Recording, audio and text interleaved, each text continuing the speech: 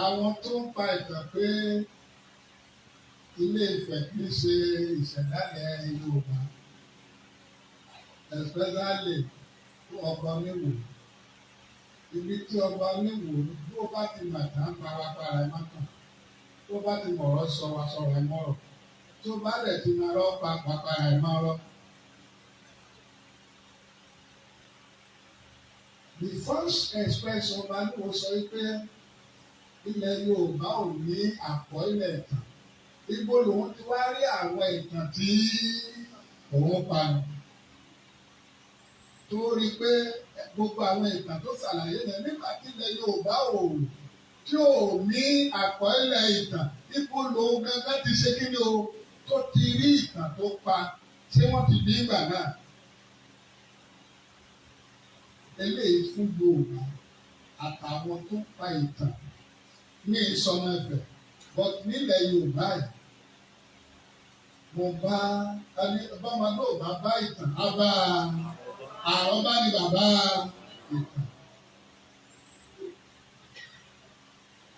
Ọ̀pọ̀lọpọ̀ àwọn ìlú lónìí irú àwọn ìlú Ìwó ọ̀pọ̀lọpọ̀ ìlú nílẹ̀ Yorùbá lónìí ọmọbìnrin lòmí wọn omi jí adó Odùduwà gbé lọ ni. Àwọn ìlú kan wà nílẹ̀ Yorùbá tá àgbẹ̀bọ̀ pa ìtàn yẹn jáde omi ìṣẹ́bí ni ó jalè kúrò nílé Ifẹ̀ níbi tí ibi ẹnikẹ́ni tó bá ti ń pàtà pé ọmọ ju bàbá ẹ̀ ti mọ̀ pé kì í ṣojú lówó ọmọ. Ìwọ gbàgbọ́ pé ọmọ Odùduwà ni ẹ́ ó lè gbàgbọ́ pé Odùduwà ló tẹ ilẹ̀ Ifẹ̀ tó kówó ni ọmọ ṣe máa wá ju bàbá rẹ̀. Kì í ṣẹjú àwọn èèyàn ọmọ àlè méjìlá nílẹ̀ Yorùbá kì í ṣe kábíyèsí ẹni mo sọ̀rọ̀ I'm just explain general torí I'm speaking to the whole world now. Ọmọ àlè méjìlá nílẹ̀ Yorùbá ẹni tó fi ọ̀rọ̀ tó fi ìwà tó fi ìṣèjọ ọmọ àlè àtẹni tí ìyá rẹ̀ tó gbé tó dákun ẹ̀dá lùdẹ̀ tó nà bẹ̀rẹ̀. Ní ìtẹ̀síwájú torí àkókò mo fẹ́ wọnú àdúrà.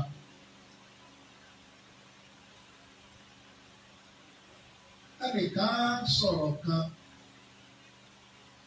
wọ́n fi hàn mí. Ó ní ìtumọ̀ ọ̀nì òrìṣà ní olórìṣà.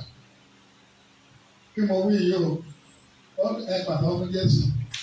Ó ní ìtumọ̀ ọ̀nì òrìṣà ní olórìṣà. Nílẹ̀ Yorùbá ní ìpìlẹ̀ṣẹ̀ ayé ohun tá ń pè ní òrìṣà ní ọba àwọn ọba. Ìdílé Yorùbá ń pè òrìṣà òun ní Ọlọ́run. Ohun tí wọ́n ń pe ọba láyé àtijọ́ ní igbákejì òrìṣà. Ẹ pàpọ̀ fún Jésù. Ní ayé àtijọ́ ohun tí a máa ń pe ọba ní igbákejì òrìṣà. Ẹni tó wá gbé òrìṣà ní Ọlọ́run. Ṣùgbọ́n nítorí àwọn ará ìlú òyìnbó àtàwọn olóyìnbó àtàwọn ọmọ tí a bí nílẹ̀ yìí tá a dẹ̀ gba ẹ̀kọ́ tó jẹ́ ẹ̀kọ́ òyìnbó náà gbà fún ẹ̀dẹ̀gbọ̀n ìtàn. Ẹni nílẹ̀ Yorùbá tá bá sọ pé ẹnìkan òòṣà èèyàn ńlá alágbára akíkanjú bá ṣe pé Sunday Ìgbòho ní òòṣà kì í ṣe kó tó lóòṣà dàtí ó di akíkanjú èèyàn alágbára akọni ní Yorùbá pè ní tẹ bá fẹ́ lọ àkóso àmàmà nìyẹn máma lọ sí iwájú ẹ̀ kí tí wọ́n pè ní Yorùbá ni. Wọ́n sì dá kí gbogbo àwọn ọmọ Yorùbá àgbà gbogbo àwọn bàbá Akíntóyè gbogbo wọn pátá tránsọ̀rọ̀ ní ìsìn. Wọ́n sì dá káyà tètè dá Yorùbá padà sí àyè rẹ̀.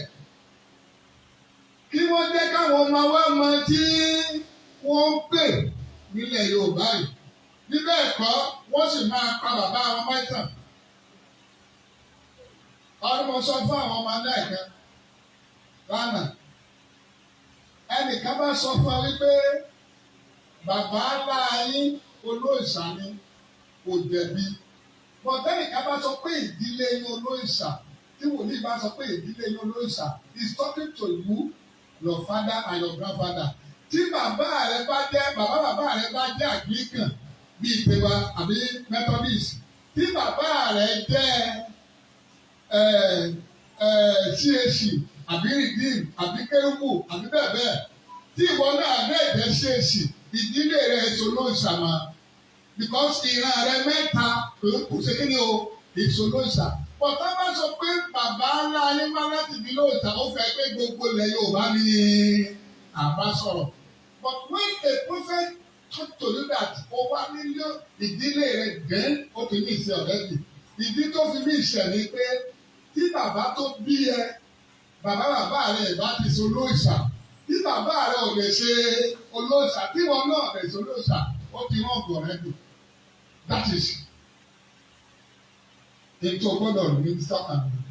Bí o bá ti ṣe bàbá rẹ̀ bá ti ṣe olóòṣà, tí bàbá rẹ̀ ò ṣe olóòṣà, ìlú àmọ́ tó olóòṣà, ẹ̀jẹ̀ mẹ́ta ló wà.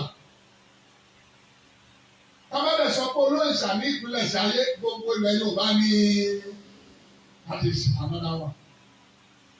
Second or the final one, mo fẹ́ di ilé ní Mùsùlùmí, Kìrìsìtẹ́nì, àwọn ìṣẹ̀ṣe. Mo fẹ́ kẹ́ ẹ sọ tó lóun, mo fẹ́ mọ̀ bí alóòótọ́ lẹ gbé ọmọ lọ́rùn. Ta ni ó ní ilẹ̀ Yorùbá? Ta ni àbáláyé? Ta ló ní ilẹ̀ Yorùbá? Ẹ ò ìṣẹ̀ṣe ẹ̀sìn. Ẹ má torí pé ayé parẹ́, ẹ má jẹ́ aláìṣòdodo. Mùsùlùmí jáde lónìí, ọláwọn ló nílẹ̀. Kìrìsìtẹ́nì jáde ní ayé àtijọ́. Bí pásítọ̀ bá dé ìlú, wọ́n mú lọ sọ́dọ̀ ọba ìlú. Bí mùsùlùmí bá dé ìlú, wọ́n mú lọ sọ́dọ̀ wọ́n ní bí wọ́n bá wá dé ààfin, wọ́n ní kábíyèsí o, àwọn àlejò kan wọ́n béèrè yín o. Tí a bá wá wọlé ọ̀dọ̀ kábíyèsí àwọn àjókòó pé kí lẹ bá wà, àwọn ní àwọn mùsùlùmí náà sọ pé àwọn mú ẹ̀ṣà lá. Tí àwọn kìrìsìtẹ́nì náà sọ pé àwọn mú ẹ̀sìn mọ́. Àwọn kan máa wá jókòó pé àwọn ọ̀gá ẹ̀sìn àjòjì láàyè torí both Muslim and Christian orúkọ tí ilẹ̀ Yorùbá ń pè wá ní ẹ̀sìn àjòjì. Nígbà tá a wá gbà yè tán, tá a gbà lórílé, tá a gbà lọ nílẹ̀, àwa aláwa làgbà. Ó lè ní gbogbo wa. Tá ló lè nínú kìrìsìtẹ́nì àti òṣìṣẹ́? Aláìsòótọ́ ni. A ní ìsọgbà kì í ṣèmọ́lẹ̀. But we must stay the truth. Àwa ni Yorùbá pè ní ẹ̀sìn àjòjì tẹ́lẹ̀. Àwa la tọrọ ilẹ̀, àwa la tọrọ àgbẹ̀ ìta Babalọ́lá wọ́n ní bàtà dé ẹ̀fọn alààyè. Wọ́n wá ní tó bá jẹ́ lóòótọ́ ló mà pé o lágbára Ọlọ́run, ọ̀yà lọ sínú igbó tèjò ti pa ìyá yẹn. Kíkì sẹ́ni wá dé ẹ̀fọn alààyè báyìí kó ní àwọn làwọn ní irọ́ náà pa. Olè ni wá. Bí àbá padà sínú òtítọ́ ládàradà lọ táwa yóò kú sí o. Ọlọ́run lè fún wa ní orí ọ̀fẹ́, bọ̀ kì í ṣe ká máa parọ́. Àwa kìrìsìtẹ́nì parọ́, àwọn mùsùlùmí à ń parọ́. Hallelujah. Ó lè dáa ká sọ ọ̀tọ̀ ká kú. Ó dàbí bàtà àsìkétà wà láàyè. Ẹ pàdán fún Jésù.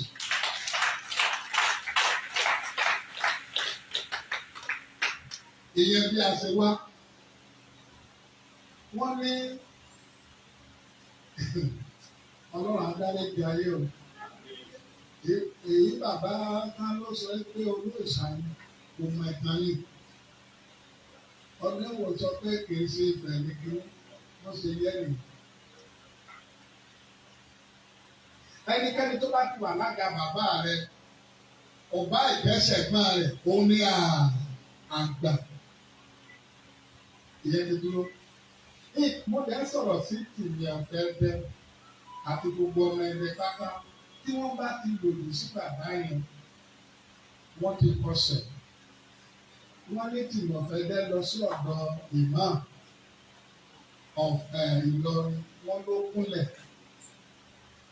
Ìtí tìmí ọ̀fẹ́ ṣe yẹn ó ó ṣe láti jẹ́ ká mọ̀ pé Yorùbá gángan lòun. Kí torí pé bàbá pè mí ní dádì, kí wọ́n máa nawọ́ sí ẹ̀yọ́ wọn lọ́rùn. Ẹ mọ̀ pé ẹnìkan dùn yín, ó lè tẹ̀ lọ, ẹ̀yin náà wá dúró. Ìtọ́ dá wàhálà sáré nígbà tí bàbá ẹ sọ ládélé nìyẹn nígbà tí bàbá ọlọ́wọ́ rẹ̀ kí tó kúlẹ̀ tó náà wá nawọ́. Ọ̀tọ̀ ní ipò àgbà, ọ̀tọ̀ ní ọjọ́ orí. Ọjọ́ orí wàá bu ọlá fún ọjọ́ orí. Ọjọ́ orí náà bu ọlá fún ipò àgbà. Bàbá ìmáàmù yẹn olóṣè ẹ má ní sọ ọmọ Yorùbá kí n má sọ ọ̀rọ̀ ẹ̀gàn. Bí bàbá yẹn ṣe ń lọ ilé láti bu ọ̀wọ̀ fún ọjọ́ orí ẹ̀ ṣé ló yẹ kó ṣe kí ni o? Kò gbèrè ni. Kí ni wá ní ẹ̀ṣẹ̀ bàbá àtìmí ọ̀fẹ́ lẹ́yìn? Ìmọ̀ nínú Bíbélì fún ara Bíbélì sọ wípé bọ̀wọ̀ fún bàbá àti àtẹnikẹ́ni tó bá ìdí ìráìtì. Àwọn kan bá dìde nílẹ̀ Yorùbá wọn máa fẹ́ yọ lóye. Ó dùn mí sún wọn. Èpè wà. Ẹ má ti sọ̀rọ̀ búburú. Ìdí best ọba nílẹ̀ Yorùbá nìyẹn. Ẹ tí ò pé adé, tí ò sọ adé tó jẹ́ ká mọ̀ wípé ipò àgbà wà, ipò ààyè. Ọjọ́ orí náà ṣe kí ni o? Ó wà. Eléyìí fún ilẹ̀ Yorùbá. Ẹ pàtó fún Jésù. Yorùbá Gbayì TV ẹ máa share ẹ kẹ́dẹ̀ máa subscribe síbẹ̀ toró gbayì púpọ̀.